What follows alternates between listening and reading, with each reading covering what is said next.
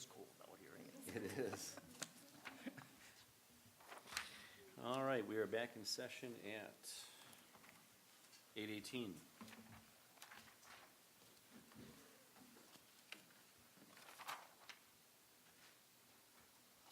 Is there a motion?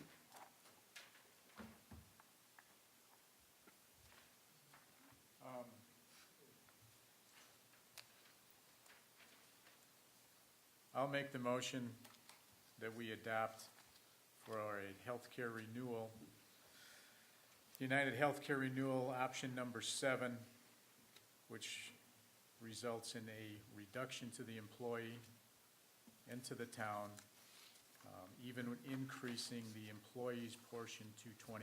So my motion is that we adopt United Healthcare Plan Number 7, increasing the employee's contribution to 20%. And I so move. Jim, can we add to that the United Healthcare Plan identified as DE-7 with IJ? Absolutely. Is there a second? I'll second and then just ask for a point of clarification simply, Mr. Chairman. And that would be effective then beginning in 2015? Correct. I believe the renewal date is January 1. No, I'm sorry, it's, let me make sure here.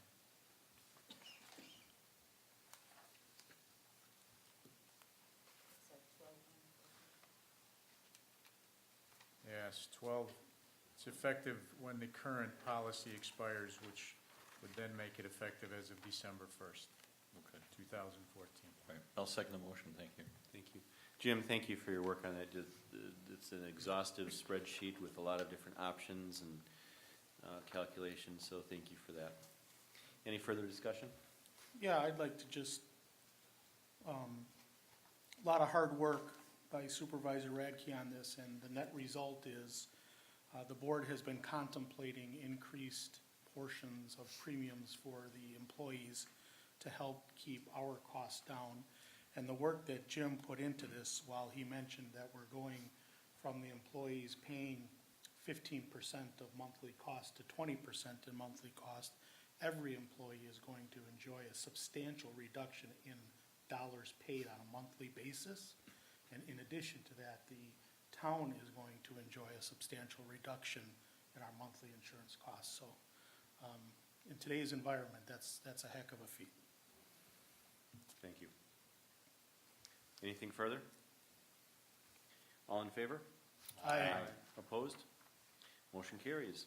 On to 6B, SALT policy draft. Once again, Supervisor Radke, you are in the spotlight. This is your work, and I'll let you take it away. I did have a little bit of help in drafting this from some residents and some other board members and some of the input that I've heard.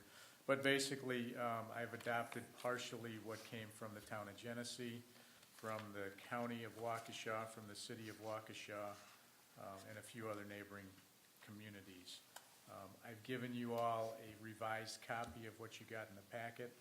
The highlighted portions are things that were added or changed. And understand it's just a guideline, more of a understanding for not only our current DPW workers, but the contractor to also use. But nothing is steadfast saying that this has to be followed. It's always going to be a matter of safety and common sense that's going to overrule it all. So I don't think we necessarily need to go through this, but if any of you have any additions, changes, concerns, or questions, we can certainly change them and bring them back to the next meeting.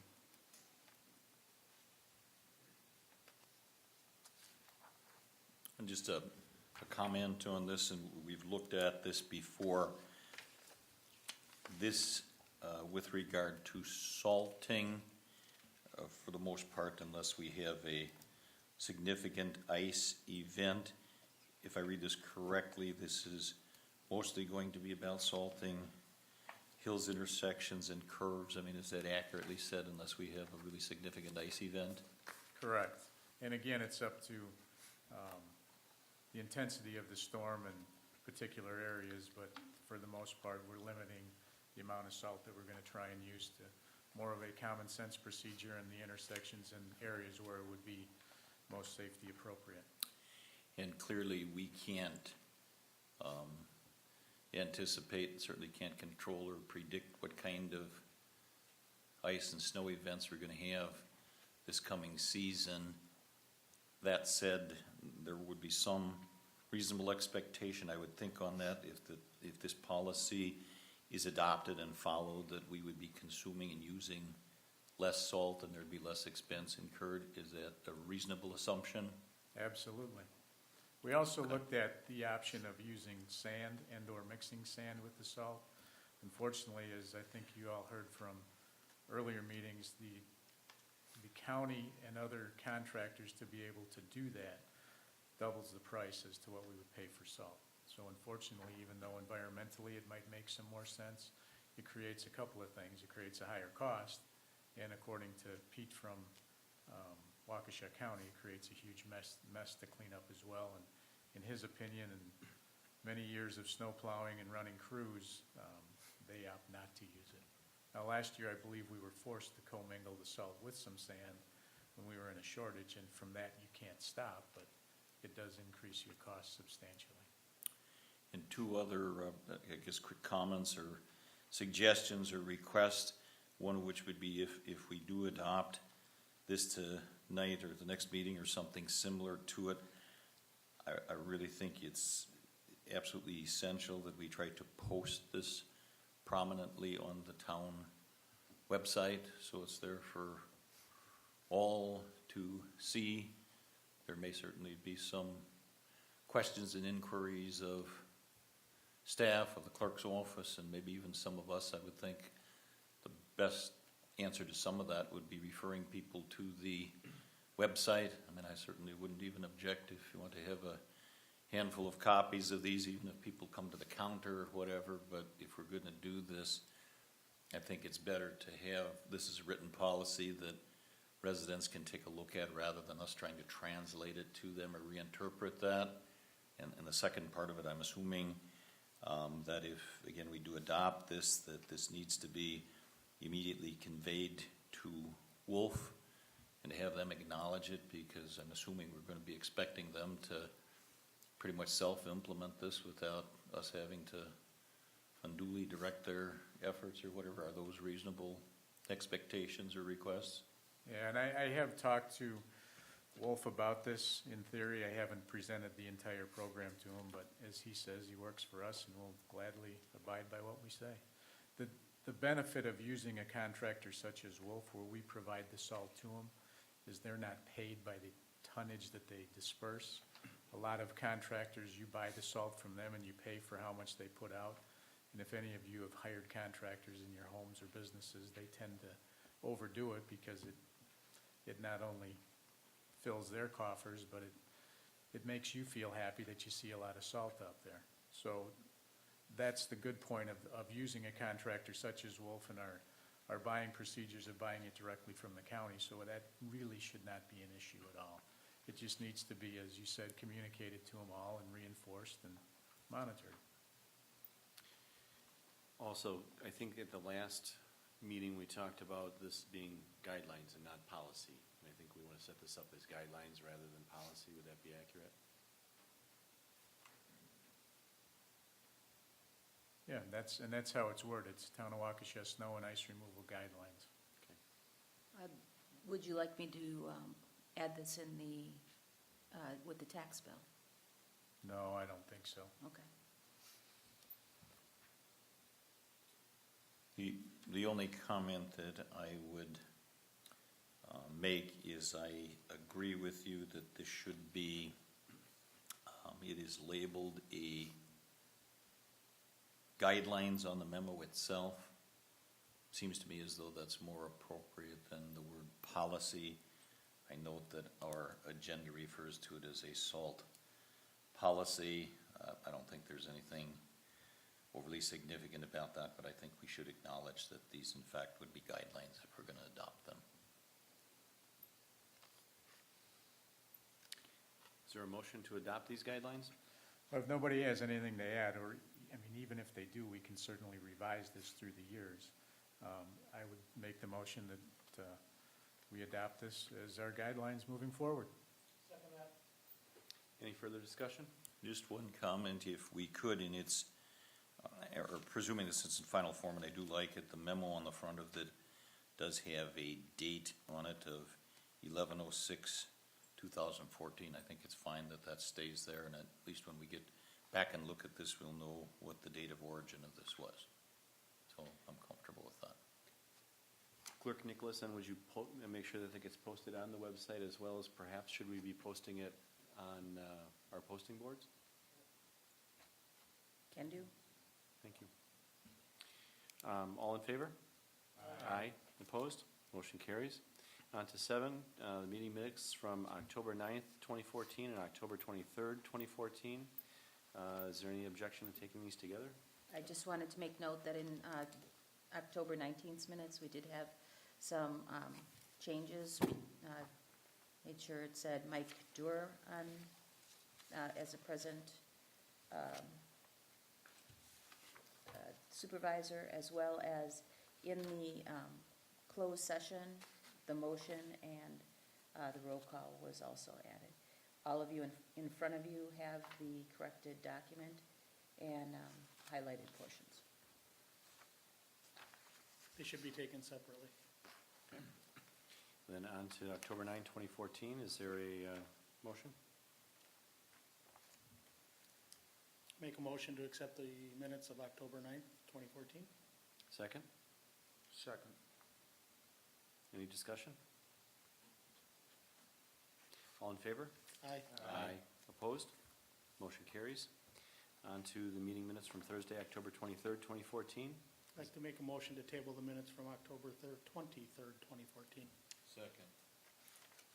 All in favor? Aye. Aye. Opposed? Motion carries. I'm sorry, tabled to a date certain? That's not what I said. Okay, fair enough. On to 8A, Sheriff's Report by our Sheriff's Deputy, who is not Deputy Thompson tonight. No, but I am the new relief for next year, so that's good. Okay. So for the month of October, we had 77 calls for service. We had 9 911 hangups, 11 assist other agencies, 6 assist fire EMS, 9 disabled vehicles, 48 house and building checks, 8 suspicious persons or vehicles, 40 citations, 14 written warnings, 30 verbal warnings, 4 ordinance citations, 8 citizen service walk-ins, 6 follow-up investigations, 2 well-being checks, 1 railroad crossing complaint. We had 8 property damage only accidents, 2 car years, 2 operating after suspension revocations, 1 OWI, and 6 other traffic offenses. 2 fire investigations, 2 batteries, 2 criminal damage to property, 2 disorderly conduct, 1 domestic, 3 frauds, 1 missing person, 2 thefts, 1 trespass, 1 uncontrollable juvenile, 1 violation of court order, and 3 other offenses. And that's it. Any questions for the deputy? Thank you very much for being Just here. lock your doors in vehicles right now with some break-ins. Just a reminder for everyone. Just make sure that the basic things that you can do is lock your doors, and just a basic. So people aren't doing that, and people are getting broke into. And that's a problem that we have right now. So just a reminder. The break-ins, are they almost exclusively unlocked vehicles, or is there any property damage to the vehicles to get access to contents? Not that I know of, but it's just a constant reminder. So, but the reports that I've taken have been unlocked. So, Thank right? you. On to Chief Buckholz.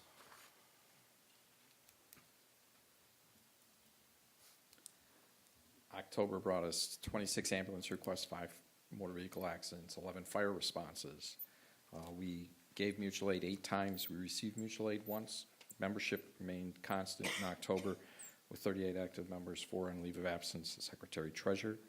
Fire inspections for the second half of the year are wrapping up pretty rapidly. We're just about done. And the only fire prevention or activity we have left yet this year is participation in the Christmas parade this year in the city. Dan, are you doing double duty, doing the fire inspections as well as your normal chief duties? I am. Thank you. Appreciate your extra efforts. Questions?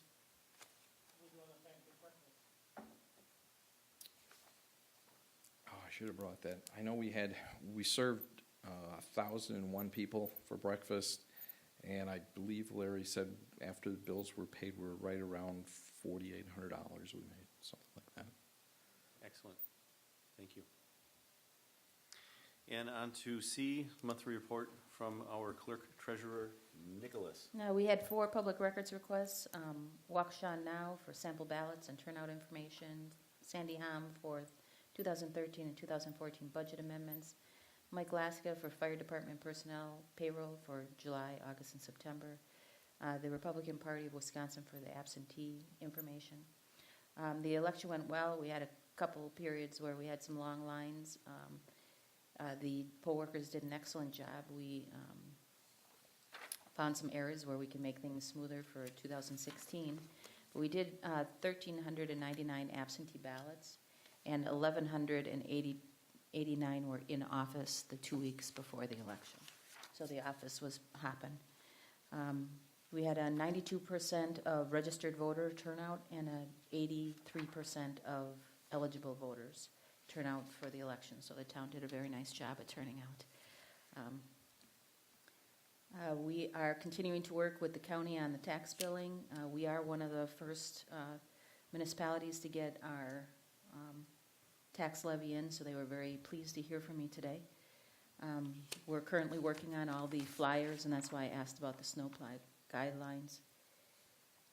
In noncompliance, we have 14 properties in the noncompliance list. You all have a noncompliance list in front of you.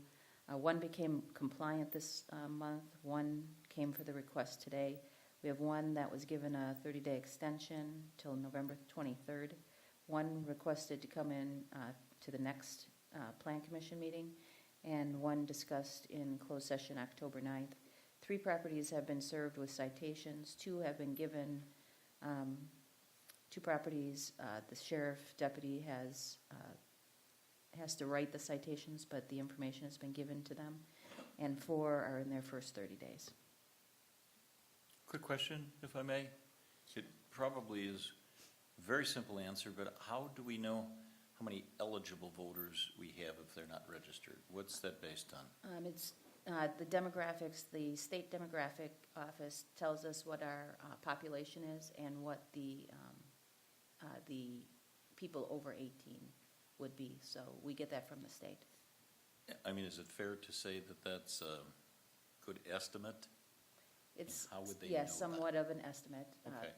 But they, what they do is they take the census population and then they extrapolate it throughout the 10 years. So our census was in 2010, so they keep making those changes as people gain that age, 18. Thank you. Any other questions? Then we can move on to 9, accounts payable, authorization for the payment of the bills. I need to take one of these separately, and that would be Norway Electric. So the balance of the remainder would be $133,017.21. Did you take out the Ruker and Milky bill? That's also, Okay. is there a motion? So it was what, 133? 01721. I'll make a motion to approve those bills in the amount of $133,017.21. Second that? Discussion? All in favor? Aye. Opposed? And to authorize the payment of Rupert Melke in the amount of $7,432.80. I'll make that motion. Second? Discussion? All in favor? Opposed? Abstain? Aye. And lastly, authorize payment of Norway Electric for $120. I'll move to approve. All in favor? Aye. Opposed? And I abstain. And a motion for adjournment. I'll make a motion to adjourn. Second. All in favor? Aye. Opposed? Motion carries. Good night.